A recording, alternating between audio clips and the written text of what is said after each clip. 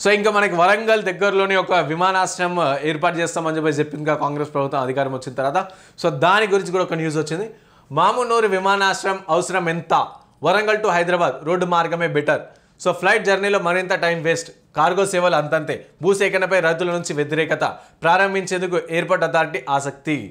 So 2-3 గంటల్లో చేరుకునే chance. So Warangal నుంచి హైదరాబాద్కి సంబంధించి సో హైవే రోడే బెటరు, ఎందుకంటే ఫ్లైట్లో ఎంతవరకు దాని టైం వేస్ట్ అని చెప్పేసి ప్రజల నుంచి కూడా కొంతవరకు భూసేకరణ చేయాలి కాబట్టి సో ప్రజల నుంచి కూడా కొంతవరకు వ్యతిరేకత వస్తుంది కాబట్టి సో దానికి అవసరం ఎంత మామునూరు విమానాశ్రయం, సో ఎంతవరకు మనకు అవసరము అని చెప్పేసి కూడా ఈ దిశకు కూడా ప్రభుత్వం ఆలోచిస్తున్నట్టు తెలుస్తూ ఉందన్నమాట మనకి. సో 205 కోట్లు మామునూరు ఎయిర్పోర్ట్ విస్తీర్ణకు విడుదల చేసిన 253 ఎకరాల భూసేకరణ నిధులు రిలీజ్కు రాష్ట్ర ప్రభుత్వం జీవో జారీ. సో ఇక్కడ ఆల్రెడీ ఇప్పటివరకు కొంతవరకు భూసేకరణ అనేది చేశారు కదా, సో దానికి సంబంధించి 205 కోట్లు కూడా దీనికి రిలీజ్ చేశారంట. సో టోటల్కి ఇప్పటివరకు ఎంత వసూలు చేశారంటే అక్కడ 253 ఎకరాల భూసేకరణ చేశారు కాబట్టి సో దానికి సంబంధించి నిధులు కూడా కొంతవరకు రిలీజ్ చేశారనమాట. వరంగల్ జిల్లా మామునూరులో విమానాశ్రయం ఏర్పాటుకు ఓవైపు ఎయిర్పోర్ట్ అథారిటీ సంప్రదింపులు జరుపుతున్న ప్రభుత్వం మరోవైపు భూసేకరణ ప్రయత్నాలు షురూ చేసింది. సో ఈ క్రమంలో అసలు ఈ ఎయిర్పోర్ట్ వరంగల్ వాసులకు ఏ మేరకు ఉపయోగపడుతుందని చర్చ మొదలైంది. వరంగల్ ప్రజలు హైదరాబాద్కు వెళ్ళాలంటే విమానం కంటే కారు బస్సులో వెళ్తే 2-3 గంటల్లో చేరుకుంటామని రవాణా నిపుణులు చెబుతున్నారు. సో ఫ్లైట్ జర్నీ చేసి హైదరాబాద్లో తమ ఇంటికి చేరుకునేసరికి కనీసం 5 గంటల సమయం పడుతుందని అంచనా వేస్తున్నారు. దీన్ని దృష్టిలో ఉంచుకొని ప్రజలు ఎంతవరకు విమానంలో ప్రయాణిస్తారనే అనుమానమే. సో వరంగల్ జిల్లాలో పెద్దగా పరిశ్రమలు సైతం లేదు. దీంతో కార్గో సర్వీసులు కూడా ఏ మేరకు ఆదరణ లభిస్తుంది అనే డౌట్లో కూడా మిగిలిపోయింది. సో ఒకసారి చూద్దాం డీటెయిల్గా. సో ఎందుకంటే వరంగల్ అనేది చాలా పక్కనే ఉంటుంది, మనకి గట్టిగా కొడితే 2 గంటలు 3 గంటలనే మనం వరంగల్కి మన కార్లో కావచ్చు, లేకుంటే బైక్ మీద అయితే 4 గంటలు, కార్లో అయితే 2 గంటలు, లేకుంటే బస్సులో అయితే 3 గంటలు వెళ్ళిపోతాం. అలాంటిది ఫ్లైట్లో వెళ్ళి అక్కడ ఫ్లైట్లో ఎక్కి ఆ ఫ్లైట్ నుంచి మళ్ళీ ఇక్కడికి ఎయిర్పోర్ట్కి వచ్చి మరి ఎయిర్పోర్ట్ నుంచి మళ్ళీ హైదరాబాద్ రావాలంటే అదో గంట. సో ఇదంతా కూడా బొక్క ఎందుకు అని చెప్పేసి ప్రజలు కూడా అంటే కాస్త గవర్నమెంట్ కూడా కొంతవరకు ఆలోచిస్తున్నట్టు తెలుస్తుంది. సరే ఒకవేళ కార్గో గన్కి ఎక్కువ యూజ్ చేస్తే కార్గో కోసమైన ఎయిర్పోర్ట్ నిర్మించి సో కార్గో సేవల కోసమైనా యూజ్ చేద్దామంటే వరంగల్ ఏరియాలో కూడా అక్కడక్కడ పరిశ్రమలు కూడా లేవు కాబట్టి ఎంతవరకు అవసరం, ఎంతవరకు ఉపయోగపడుతుంది అని చెప్పేసి ఆలోచిస్తున్నాం. అయితే మేమేమంటున్నామంటే ఇటు వరంగల్, ఇటు నల్గొండ, లేకుంటే ఇటు పక్కన ఉన్న సంగారెడ్డి ఇలాంటి ఇక్కడ దగ్గర కాకుండా అటు ఆదిలాబాద్ కావచ్చు, ఆసిఫాబాద్ కావచ్చు ఏవైతున్నాయో సో అక్కడ వెళ్ళి ఇలాంటి ఎయిర్పోర్ట్లు కనుక అవి పెడితే బాగుంటుంది. ఎందుకంటే ఆదిలాబాద్ కావచ్చు, ఆసిఫాబాద్ నుంచి రావాలంటే సుమారుగా 8 నుంచి 10 గంటల సమయం పడుతుంది ఇప్పుడు. సో అలాంటప్పుడు సో ఇటు వరంగల్లో పెట్టే బదులు అంత దూరం పెడితే బాగుంటుంది కదా, ఎందుకంటే అక్కడ ఏరియా కూడా డెవలప్మెంట్ అవుతుంది. అండ్ అక్కడ ఆదిలాబాద్ కావచ్చు, ఆసిఫాబాద్ కావచ్చు, అక్కడ అడవులు చూడడానికి పర్యటన కూడా కొంతవరకు డెవలప్ అవుతుంది. కాబట్టి సో ఇటు సిటీకి దగ్గర ఉన్నది కాకుండా కాస్త సిటీకి దూరంగా ఉన్న ఏరియాలలో ఎయిర్పోర్ట్ పెడితే బాగుంటుంది అని చెప్పేసి మేము అనుకుంటా ఉన్నాం. సో ప్రభుత్వం కూడా ఈ మేరకు ఒకసారి ఆలోచించాలి.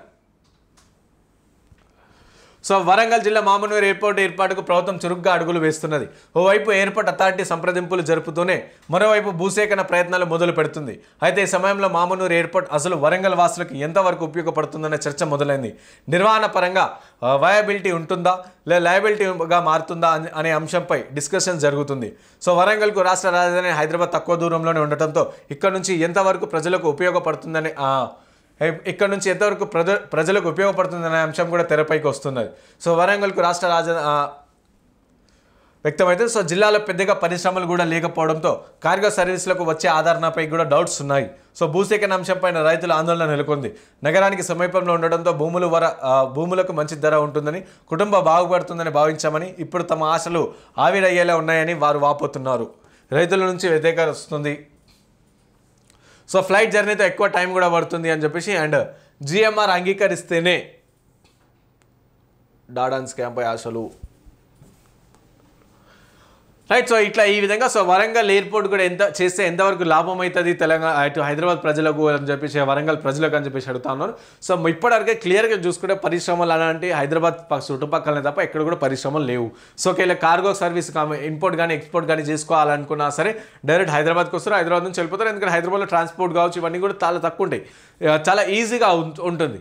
కానీ వరంగల్లో వెళ్ళి మళ్ళీ వరంగల్ ఒకటి ఎయిర్పోర్ట్ కట్టి సో ఎయిర్పోర్ట్ తర్వాత అక్కడ నుంచి వరంగల్ నుంచి హైదరాబాద్ ఎంతమంది ప్రజలు వస్తారు, ఎంతమంది పోతారు, ఎంతమంది వస్తారు, ఎంతమంది వచ్చినా సరే వరంగల్ టు హైదరాబాద్ కార్లో కొడితే సో 200 310 రూపాయలు తీసుకొని వచ్చేస్తారు. అలాంటిది వాళ్ళు ఎయిర్పోర్ట్కి పోయి ఎయిర్పోర్ట్లో మళ్ళీ ఫ్లైట్ ఎక్కి ఫ్లైట్ నుంచి మళ్ళీ విమానాశ్రమంకి వచ్చి మళ్ళీ విమానాశ్రమం నుంచి హైదరాబాద్కి వచ్చి హైదరాబాద్ నుంచి మళ్ళీ వాళ్ళ చుట్టుపక్కల ఇంటి దగ్గరలో పోవాలంటే ఎంతవరకు రిస్క్ అని చెప్పేసి క్లియర్గా కనిపిస్తుంది. కాబట్టి సో ఈ అలాంటిది ఎయిర్పోర్ట్ కూడా ఇంత త్వరగానే కట్టాల్సిన అవసరం కూడా లేదు. దీనికి బదులుగా తెలంగాణలో చాలా వరకు ప్రాబ్లమ్స్ ఉన్నాయి, చాలా వరకు పరిశ్రమలు రావాల్సింది, చాలా వరకు అవన్నీ అవి చాలా వరకు ప్రాబ్లమ్స్ ఉన్నాయి. కాబట్టి వాటిపైన దృష్టి పెట్టి రైతులపైన కావచ్చు, విద్యార్థులపైన కావచ్చు, విద్యా వ్యవస్థ పైన కావచ్చు, ఆరోగ్య వ్యవస్థ పైన దృష్టి పెట్టి దాని తర్వాత ఈ ఎయిర్పోర్ట్ గురించి ఆలోచిస్తే పరిస్థితి బాగుంటుంది. ఎందుకంటే ఇప్పుడు ఎయిర్పోర్ట్ లేదు అని చెప్పి వరంగల్ ప్రజలు కూడా ఎవరు అడుగుతలేరు, ఎయిర్పోర్ట్ మాకు కావాలి అని చెప్పేసి కూడా ఎవరు అడుగుతలేరు. ఎయిర్పోర్ట్ లేకపోతే ఇలాంటి పనులు ఆగిపోతాయి రా బాబు అలాంటివి కూడా ఏమీ లేవు. కాబట్టి ఈ మామనూరు ఎయిర్పోర్ట్ ఇవన్నీ ఇప్పుడు ఏం అవసరం లేదు. కాబట్టి మెల్లమెల్ల జనే ఒకవేళ ఎయిర్పోర్ట్ అంతలా పెట్టాలనుకుంటే సో అటు ఆదిలాబాద్ కావచ్చు, ఆసిఫాబాద్ కావచ్చు, ఏవైతే జిల్లాలు ఉన్నాయో సో అటు ఆ సైడ్ పెడితే బాగుంటుంది. ఎందుకంటే అక్కడ నుంచి ఇక్కడ రావాలంటే మీ ఇంతకుముందు చెప్పినట్టు ట్రావెల్ చేయాలంటే 8 నుంచి 10 గంటల సమయం పడుతుంది. కాబట్టి సో ఆ నుంచి ఇక్కడికి రావాలంటే ఇబ్బంది పడతారు. కాబట్టి సో అక్కడ నుంచి ఇక్కడ పెడితే కాస్త వరకు ఏదైనా అవసరం ఉంటుంది. అండ్ అక్కడ చాలా వరకు అదంతా అండర్ డెవలప్డ్ ఏరియాగా ఉంది, డెవలప్మెంట్ లేని జిల్లాలుగా ఉన్నాయి. కాబట్టి సో అక్కడ ఎయిర్పోర్ట్ పడితే సో అక్కడ ఎయిర్పోర్ట్ కనుక పెడితే కాస్త అక్కడ పర్యాటక కావచ్చు ఏదో ఒక విధంగా డెవలప్ అవుతుంది. కాబట్టి అక్కడ ప్రజలు కూడా డెవలప్ అయ్యే పరిస్థితి కనిపిస్తుంది. కాబట్టి ఇక్కడ కాబట్టి కాస్త వరకు అక్కడ పెడితే అక్కడ పెట్టే ఆలోచన ఈ ప్రభుత్వం చేస్తే చాలా బాగుంటుంది అని చెప్పి మేము అంటా ఉన్నాం.